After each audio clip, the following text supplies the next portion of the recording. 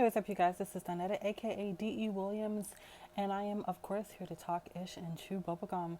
This movie review is going to be based on Screenrant's Best Horror Movies of 2020. To jumpstart this review, I dived right into watching a few of the films right this past Sunday because I haven't watched them or have been at the pleasure to watch them. And here's the top 10 for the list of movies will be Freaky, Host, Run, VFW, One Bedroom, The Pool, Peninsula, and the three movies that I already had the pleasure of watching was The Invisible Man, The Lodge, and His House. First up is Host. And you guys, I'm still waiting for something. I'm not sure what though. Six friends hold a seance and no, they aren't teens, all adults. Everything you think will happen in a horror movie about a seance during a Zoom call happens. Some camera editing tricks, a few emojis, first person filming point of view direction. I'm not sure if it took too long and I became distracted and missed the ish that hit the fan. For whatever reason, these Blair Witch paranormal films are exciting to some. I wasn't impressed. However, I did have a few surprise jumps in the film that I could appreciate. But these films are entertaining to watch, which which makes the film watchable. And I'll definitely give it 5 out of 10 stars for having somewhat of an original plot. Next up is Run. And tagline, you can't escape a mother's love. Spoiler alert, here's another psychological thriller, and it was such a good thriller with great acting and enough suspense to get you or keep you on the edge of your seat. Before the thrills started, hello, sneaking the chocolate scene. Entertaining plot that keeps the suspense peaked from the beginning to the end. Sarah Paulson, aka Merle, if you know, you know, has been a favorite to watch for quite some time. And she's crazy as all get out in this movie. She's insane to the next level because she thinks she's a savior when she's the one really needing to be saved. Now, one reviewer, and this is on IMDb because I love staying on there, emphasized that the critics over at Rolling Stone and New York Times insinuated that it has a lack of flashbacks, which hurt the movie. And just like this reviewer, I also have to disagree with those critics. This film is it brilliantly unfolds its backstory without the use of flashbacks.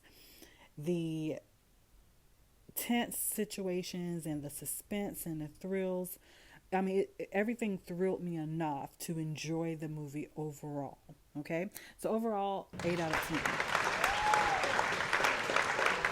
Next up, Apartment 1DR. When starting in a new city, state goes cult mad in 5, 4, 3, 2, 1. Now, Neighbors from Hell is an understatement in this film. This is a psychological thriller horror film because these cult types are literally next door to a lot of us today. Again, a thriller. It drags, but with suspense. It messes with your head and it leaves you questioning what you're watching and if anything is relevant to the story. Like, did you catch the look on that neighbor's face, on that one guy's face at the party? Is everyone crazy or is it just him or her? I didn't find it predictable, but I don't look at movies trying to predict anything or predict the outcome. I want to be surprised and thrilled at the same time. I want the unexpected to happen. And I didn't predict any of what was happening on this movie. The brainwashing, the torture techniques are eerie. The ending doesn't lead me to a known destination, just through another maze of what the hell now is happening. For this movie, I'm giving it a 6 out of 10. I don't too much like cult type movies. Psychological thrillers are okay, but I really love horror movies, and this was okay. Okay, you guys, so Freaky is up. And of course, when I saw the trailer, I knew this film would be right up my alley. It's a slasher, Freaky Friday concept plot. Yeah, that's my bag. Excuse me. The movie starts, and we are already into the kills. And that's how a great slasher film gets you hyped up and thirsty for more, yeah, bloodshed. The kills are creative, original, in the moment. There's no premeditated murders here. And before the switch, Catherine Newton's Millie is seen as homely, undesirable, and the target for bullies. And of course, we hate bullies, okay? And then we see this, and of course, undesirable doesn't mean unattractive, as we see Vince Vaughn's Millie turn into a hot, flirtatious, desired by all character. The total opposite, however, the same person.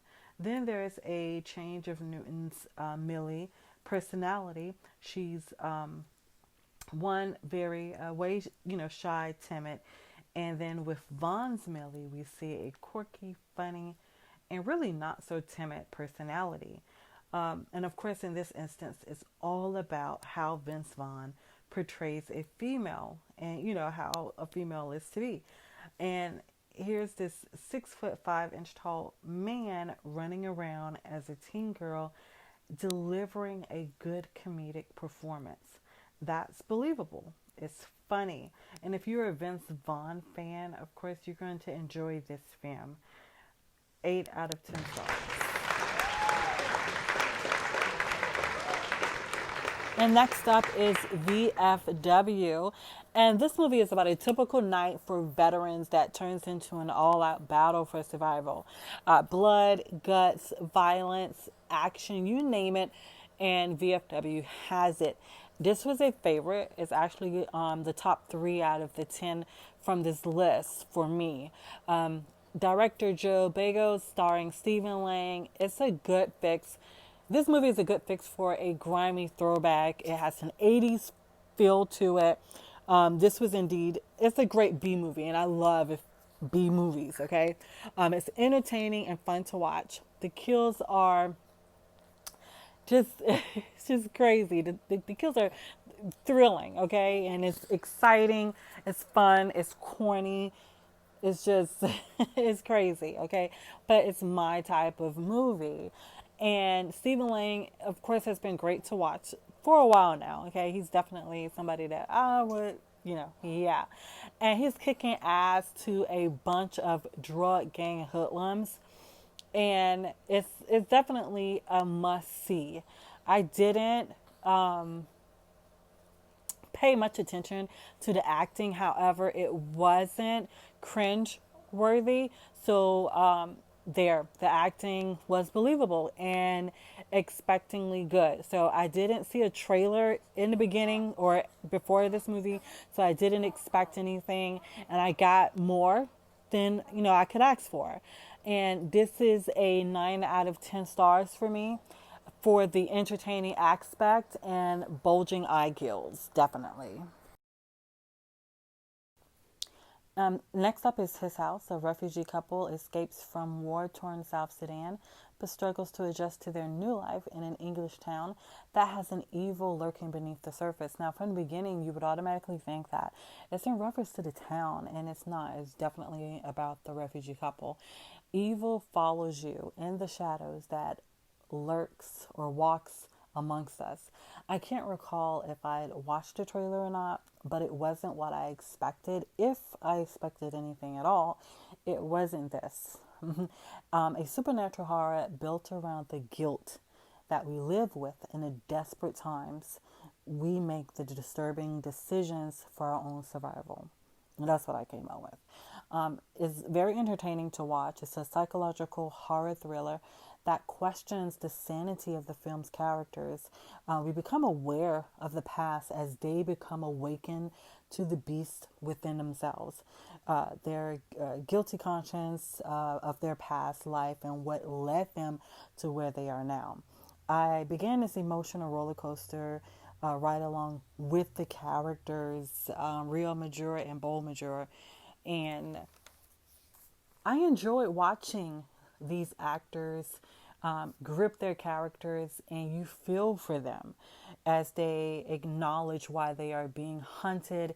And I can honestly say I'm still on the fence on whether or not I wanted them to suffer a greater fate or not. For this one, I definitely gave it an 8 out of 10 stars. Okay, you guys, The Lodge. When I told my sister's friend, yeah, I liked it, but warned her it was a psychological thriller, not a horror film. And in my opinion, may not be, the opinion of others, it's not the same type of genre.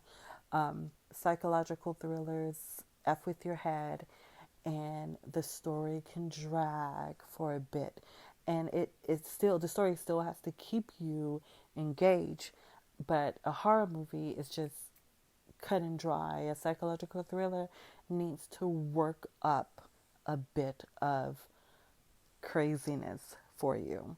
Now, a father leaves his two grade school age children alone in a cabin off the grid in the winter in the midst of a snowstorm after their mom commits suicide. And you know what? I don't care how long ago it was, 6 months, a year, 2 months, one day. It just left a bad taste in my mouth, especially knowing his new girlfriend was in an extremist cult. Like, dude, seriously? I figured out the twist ending, however, thanks to the children's reactions to the girlfriend and being raised by an unstable parents on both sides. And I was concerned there was going to be an unpleasant retreat. There was there was going to be an unpleasant retreat for all of them, and I was right. Go figure. The ending didn't. I didn't expect it. Not all of it. I mean, I wouldn't have been surprised if it was a bloodshed, a massacre, sacrifices, and all of the classic leave your children with a cult member. 6 out of 10. Next up is The Invisible Man. I was excited to see this movie. I mean, this was one of the last movies that I saw in the theaters before the pandemic and the shutdowns happened in Florida. It didn't disappoint. Plot holes where, when. And those are just some of the reviewer comments on IMDb. I feel like just watch the movie. It was a suspenseful thrill ride, and from the beginning, I was literally sitting on the edge of my seat. You know, I live for entertaining movies. The horror side of it for me was the fear the main character, Cecilia Cass, played by Elizabeth Moss, had to survive trying to get out of the house before her abusive husband awakened. And that was some scary shit for me, because a lot of women literally goes through this, you know. This was, for me, a nail-biting, suspense, tense movie. I didn't watch it looking for plot holes or explanations to scientific facts versus reality to point out flaws here and there. I just wanted to be on the ride. The film literally depicts firsthand anxieties of survivals of abuse. The invisible man, Adrian Griffin, played by Oliver Jackson Cohen, is he's definitely a star asshole. I mean, he doesn't hold anything back from being the winner of the Asshole of the Year award. The the film plays to its strength as a strong character-driven film. It was one of the favorites of mine out of the top 3 of this list. 9 out of 10 stars. Okay, next up is The Pool. A couple is stranded in an abandoned 6-meter deep pool. I mean, this pool was pretty huge, and I was looking at it like I've never seen a pool this big. But anyways, they're stranded in the in the 6-meter deep pool with the crocodile, and the goal is to survive. The story was a great original plot, in my opinion. The characters were tolerable up until a certain point. of the movie. I'm wishing the characters were strong enough for me to care a lot more about the movie. The decisions they made kept me yelling, "You idiot," at the freaking TV. Though I'm glad they survived. Some reviewers compared it to Murphy's Law. If something could go wrong, it will. Yeah, I guess. I'm still mad that the main lead character, um, he would not go check on his girlfriend, whom he left on the other side of the freaking tunnel. Tense, tense situations created to keep up the thrills only made it worse, in my opinion, and no sense at all. Can you tell? I was agitated. 4 stars. Next up is Train to Busan presents Peninsula. Now, I'm generally, anybody that knows me, I'm not like a true zombie horror fan, but I'll watch it, and I really enjoyed Train to Busan. I thought it was a really great film. This is in regards to a zombie virus that has spread throughout South Korea. And we follow 4 Koreans in Hong Kong that try to make out with 20 million on a truck. Survival is key. But isn't it, always when zombies are around? I have to agree with a lot of reviewers that Train to Busan was, like I stated, an awesome high quality film. It was an emotional ride with fear, stress, and a good plot and good characters. Peninsula, you don't get that connection, and it's all about the action, the zombie kills and score. A lot of gunplay in this one. One reviewer actually compared the car scenes in this movie to thinking that they were watching Fast and the Furious. Like, okay, that's a bit of a stretch, but I did enjoy the car scenes. I thought they were entertaining at best, comical. I think the Humans versus Humans placed this zombie flick into a different genre. We didn't get much zombie heightened fear in this film, and the story became pretty much non-existent, and you will begin questioning if it was a horror film, like literally.